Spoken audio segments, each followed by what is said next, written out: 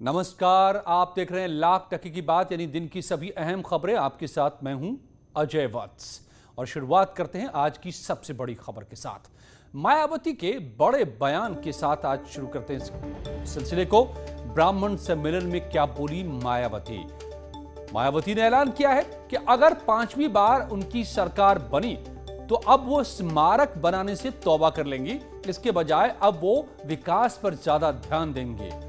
मायावती ने कहा कि अब हमें फिर से कोई नया स्मारक या पार्क या मूर्ति लगाने की जरूरत नहीं पड़ेगी। मैंने थोक के भाव में यह काम पहले ही कर लिया है। अब आगे 5वीं बार बीएसपी की सरकार जब बनेगी तो मेरी पूरी ताकत होगी यूपी की तस्वीर बदलने की, यूपी में विकास करने की। अब जरा अब आगे 5वीं बार जब बीएसपी के नेतृत्व में सरकार बनेगी तो मेरी पूरी ताकत अब ये स्मारक, संग्रहालय, मूर्ति या पार्क आदि बनाने पर नहीं लगेगी, बल्कि मेरी पूरी ताकत उत्तर प्रदेश की जो तस्वीर है उसको बदलने में लगेगी। तो पूरा देश ये कहे, पूरा दुनिया ये कहे कि शासन हो तो बीएसपी की तरह शासन होना चाहिए।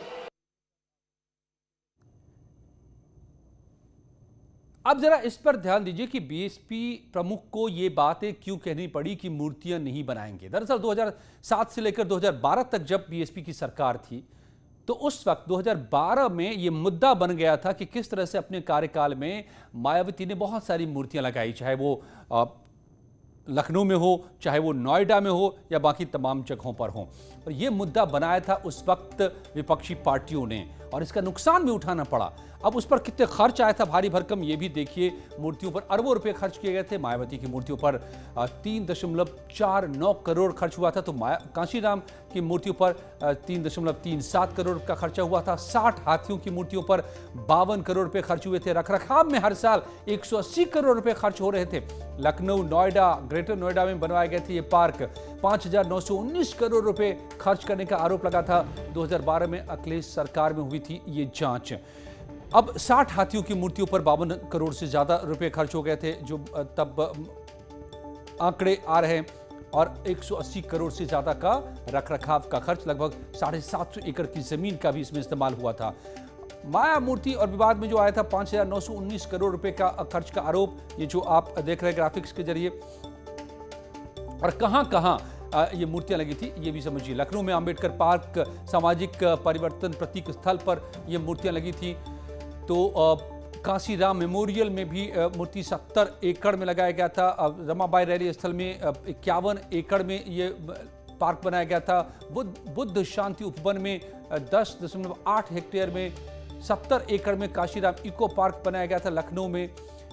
लखनऊ में ही गोमती विहार पार्क में 30 एकड़ में ये बनाया गया था पार्क।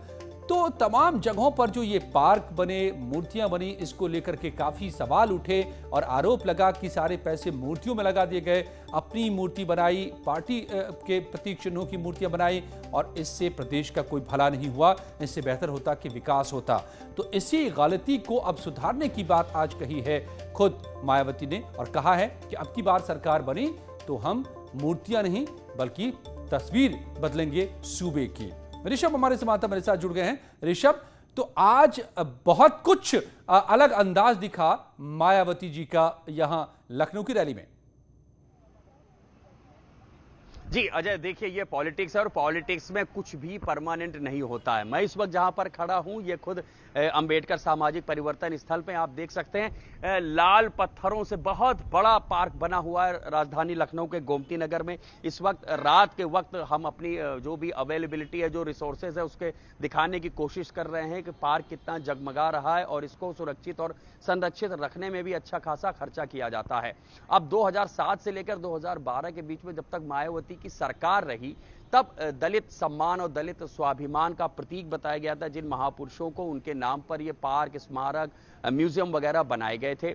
लेकिन एक क्राइम रिपोर्टर के तौर पर जैसा मैं खुद देखता हूं कि कल ही एक चार्जशीट दाखिल हुई है स्मारक घोटाले में ही 42 अरब रुपए, 4200 करोड़ रुपए खर्च किए गए थे, जैसा कि लोकायुक्त की जांच में आया। और उसमें से 1400 करोड़ रुपए, करीब 14 अरब रुपए का घोटाला है। जितनी रकम दी गई थी इन स्मारक पार्कों संग्रहालयों के निर्माण में, उसकी 34% रकम सिर्फ गबन धांधली घोटाले में खर्च हो गई। तो अब यह जनता को भी समझ में आता है कि इस तरह के जो निर्माण कार्य हो रहे हैं जिससे सीधे सीधे आम जनता को कोई फायदा नहीं हो रहा है और उसमें यह करोड़ों का घोटाला भी हो रहा है। तो कुल मिला के वो जो सोच थी उसके ऊपर सवालिया निशान रखता है। और 2007 में भी जब मायावती की सरकार आई थी, अजय, मैं बताना चाहूंगा कि उस वक्त भी एक नारा चलता था कि चढ़ गुंडन की छाती पर और बटन दबाना हाथी पर। लॉ एंड ऑर्डर के नाम पर आई थी और उसके बाद उनके ही तमाम विधायकों मंत्रियों के खिलाफ मुकदमे दर्ज होने लगे और लॉ एंड ऑर्डर और क्राइम की समस्याएं भी सामने आई। तो अब वो सारी चीजों को मायावती समझ चुकी है और एक मैच्योर पॉलिटिशियन के तरह उन्होंने ये दिखाने की कोशिश की है कि नहीं, अब हम इन पार्क, संग्रहालय और स्मारकों के नाम पर खर्चा नहीं करेंगे, हम विकास की राजनीति करेंगे जिसमें हर वर्ग के लोगों का फायदा हो और वो फायदा दिखाई भी दे। अजय, चलिए, तो इस मायावती के बदले अंदाज को जनता कितना कबूल करती है या फिर नहीं करती है, ये तो चुनाव के वक्त ही तय होगा। धन्यवाद ऋषभ आपका पूरी जानकारी के लिए। और अब आज रुख करते हैं आज की दूसरी बड़ी खबर का, जो अलीगढ़ से है। अलीगढ़ में राजा महेंद्र सिंह के नाम से यूनिवर्सिटी बनने वाली है। राजा महेंद्र सिंह ने अलीगढ़ मुस्लिम यूनिवर्सिटी के लिए जमीन दी थी, लेकिन उनका नाम एएमयू में नहीं लिया जाता। 14 सितंबर को यूनिवर्सिटी का शिलान्यास होगा। विश्वविद्यालय के शिलान्यास के लिए पीएम मोदी अलीगढ़ जाएंगे। पीएम के दौरे से पहले सीएम योगी अलीगढ़ आ रहे हैं। कल योगी आदित्यनाथ अलीगढ़ में रहेंगे, जायजा लेंगे शिलान्यास की तैयारियों का। दोपहर 2 बजे सीएम योगी हेलीपैड का निरीक्षण करने लोधा जाएंगे। लोधा में ही पीएम मोदी का हेलीकॉप्टर 14 सितंबर को लैंड करेगा, इसलिए यहां जाकर खुद पूरी तरह जायजा लेंगे सीएम योगी। अब इसमें बड़ी बात है समझने की कि क्यों राजा महेंद्र सिंह के नाम पर यहां यूनिवर्सिटी बनाने की जरूरत पड़ी। तो एएमयू को लेकर के अक्सर विवाद खड़े होते रहते हैं। जिन्ना की वहां तस्वीर लगी हुई है, माइनॉरिटी की उसमें छवि बनी हुई है अल्पसंख्यकों की, और इन तमाम बातों को लेकर के राजनीतिक अखाड़े के तौर पर भी देखा जाता है। और अक्सर जो फैसले बीजेपी की सरकारें लेती रही है, चाहे वो सीएए हो, एनआरसी हो, तो उसका विरोध भी यहां पर पुरजोर तरीके से होता रहा है। तो इसी वजह से भी एक वो यूनिवर्सिटी जो प्रतीक होगा क्या हिंदू की राजनीति का और राजा महेंद्र सिंह की तस्वीरों को सामने लाएगा, इसलिए भी सरकार ने इसकी का ऐलान किया था, जो अब जमीन पर उतारने जा रहे हैं। इसके प्रधानमंत्री नरेंद्र मोदी यहां पर राजा महेंद्र प्रताप सिंह विश्वविद्यालय का शिलान्यास करने आ रहे हैं।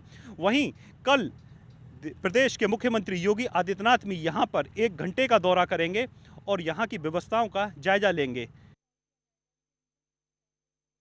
अब राजा महेंद्र सिंह कौन थे, इनको भी समझना दिलचस्प है, जिन्होंने कभी अलीगढ़ के लिए तमाम जगह दी थी। राजा महेंद्र सिंह के बारे में इतिहास की किताबों में बहुत कम पढ़ाया जाता है। हिंदी मीडियम के सिलेबस में भी राजा महेंद्र सिंह का जिक्र नहीं मिलता। लेकिन आजादी के लिए महेंद्र सिंह के योगदानों को नकारा नहीं जा सकता। जीवनी.org के मुताबिक महेंद्र सिंह का जन्म 1 दिसंबर 1886 में हाथरस के मुरसान में हुआ था। उस वक्त मुरसान एक रियासत हुआ करती थी। राजा महेंद्र सिंह की पढ़ाई लिखाई अलीगढ़ में ही हुई। उन्होंने बीए तक की पढ़ाई की थी, लेकिन बीए की परीक्षा वो नहीं दे पाए थे। महेंद्र प्रताप सिंह ने देश की आजादी के लिए अपने तरीके से युद्ध भी किया था। उनको आर्यन पेशवा कहा जाता था। उन्होंने भी एक आजाद हिंद फौज का गठन किया था।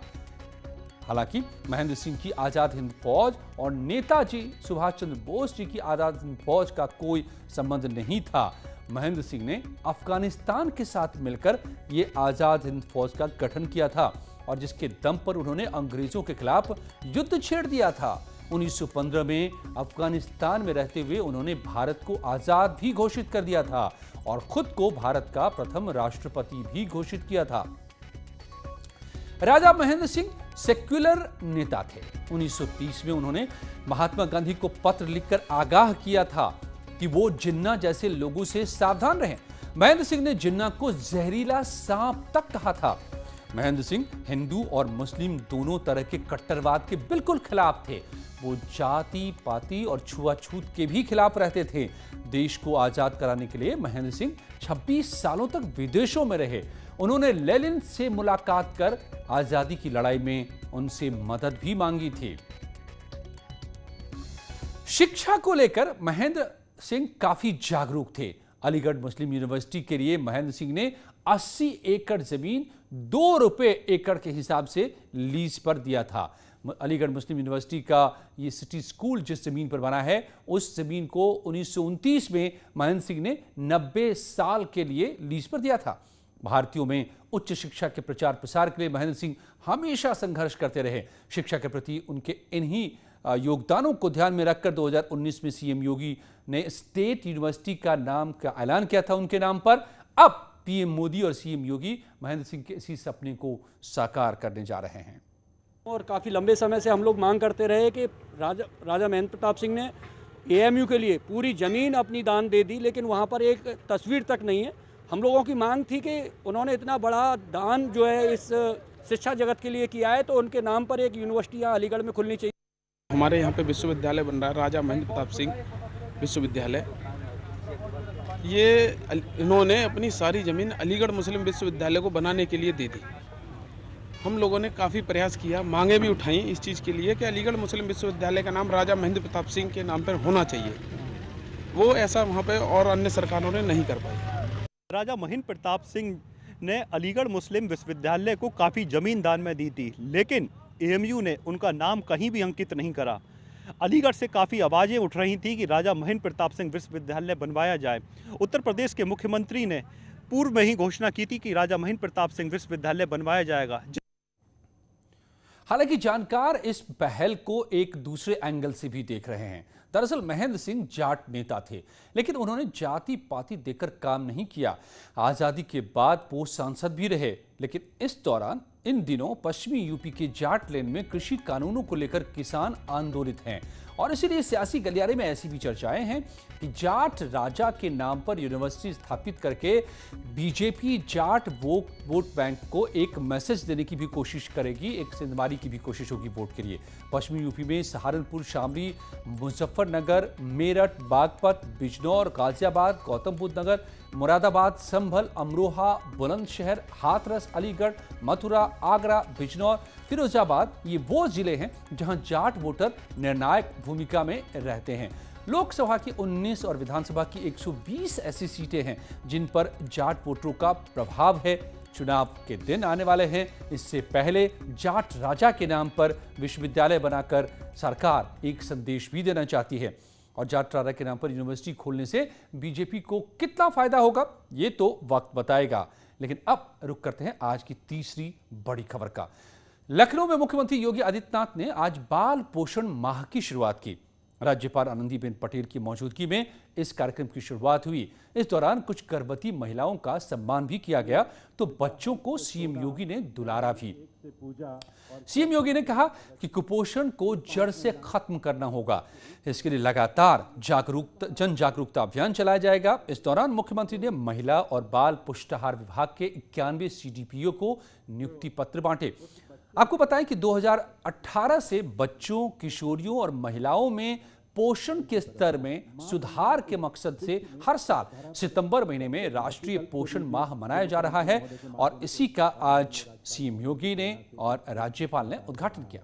बहुत बहुत आभार निवेदन इसके साथ ही मैं करूंगा।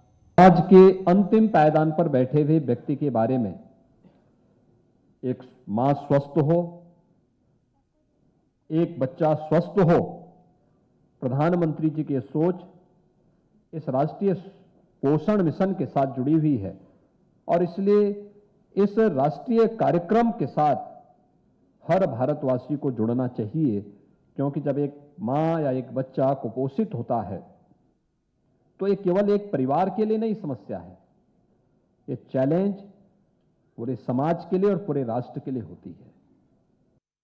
और महिला सशक्तिकरण की दिशा में तो बहुत सारे कदम बढ़ाए गए हैं। मिशन शक्ति का तीसरा चरण का कार्यक्रम वर्तमान में चल रहा है। इस कार्यक्रम में आप देख रहे होंगे कि महिला पुलिस यानी आरक्षी जो 30,000 की संख्या में प्रदेश के अंदर भर्ती की गई थी, उन सबको महिला पुलिस बीट अधिकारी के रूप में तैनाती दी गई है। वह महिलाओं से जुड़ी हुई समस्याओं का समाधान तो कर ही रही हैं, लेकिन साथ साथ पोषण से जुड़ी हुई और महिला कल्याण से जुड़ी हुई उन सभी योजनाओं का लाभ गांव की और नगरीय क्षेत्र में मोहल्ले मोहल्ले में जो महिलाएं हैं जिनको इनके बारे में बहुत जानकारी नहीं, उनको देने का कार्य भी सफलतापूर्वक वहां पे कर रही है। गौ बताएं कि आज भी दुखद पहलू यह है कि कुपोषण की वजह से बहुत सारे बच्चे अक्सर बीमार रहते हैं। जरूरत है उन तक पोषण पहुंचाने की। लौटते हैं कुछ ही पलों में और भी बड़ी खबरों के साथ।